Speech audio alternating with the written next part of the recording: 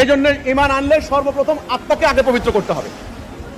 শিরিক, উনি যে আয়াতটা বলেছেন যে মুশরিকরা নাপাক, কেন?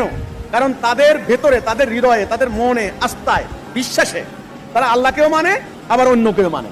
আল্লাহ সেটা সহ্য করেন না। আল্লাহ বলেন আমি স্বয়ং সম্পূর্ণ, আমি সুবহান, আমি নিখুঁত, আমি তোমার জীবন পরিচালনার বিধান দিয়েছি, কাজে আমার প্রতি আনুগত্য করতে হবে, অবিবিস্তৃত আনুগত্য। কিছু আমার মানবা, কিছু অন্যের মানবা, সেটা হবে না। এই ধরনের আত্মার নাপাক যাদের আছে, তারা শরীর লাখ সাবান দিয়ে 100 বার ধুইলেও পবিত্র হবে না। ঈমান আনার সাথে সাথে একটা মুসলমান, একটা মুমিন আধ্যাত্মিক ভাবে পবিত্র হয়ে যায়। এই জন্য তার কথার পরিবর্তন হয়ে যায়, তার আমলের পরিবর্তন হয়ে যায়। সে এতদিন খারাপ কথা বলতো, এখন ভালো কথা বলে। এতদিন গীবত করতো, এখন ঐক্যের কথা বলে।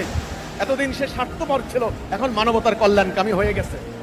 এতদিন কাপুরুষ ছিল, এখন মুজাহিদ হয়ে গেছে।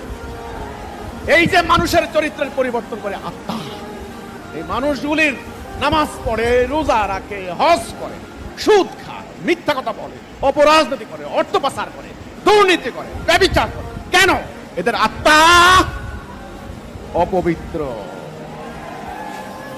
সাদা কুত্তা গাদ দিয়া মানুষকে ঠকানো যায়, আল্লাহকে ঠকানো যায়। হৃদয়কে সাদা করতে হলে